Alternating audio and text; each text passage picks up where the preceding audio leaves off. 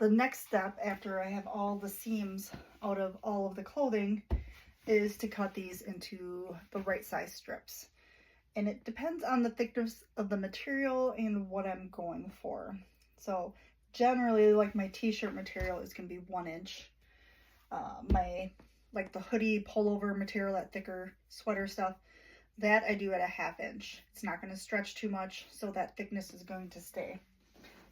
So that is my 1/2 inch. I don't have a t-shirt material cut.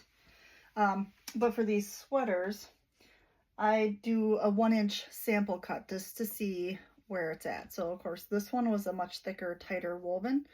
It does stretch, but it's going to stay fluffy. So that's going to get a little more texture. This one, I realized I can either do 1 inch and stretch it, or the 1/2 inch. The 1/2 inch will measure and fill in very close to what a t-shirt will. But it's nice to have that little fluff every once in a while for a little feel for the feet. A good sample is just taking a twist up that material, and that's what it's going to go into your fabric for.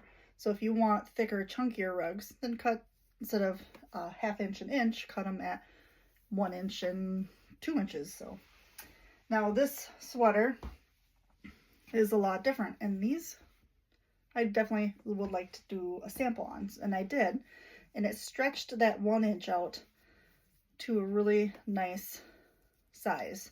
So if I did a 1/2 inch, it would have been too thin. So I'm definitely going to do those at 1 inch, and then it's going to lose some fibers, but in the end, after I beat that into the rug, everything's going to stay in there, and I'll have these little bit of frill in the rug. So that's going to be beautiful in there.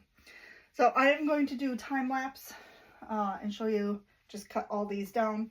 I do have a shape cut. Do recommend these.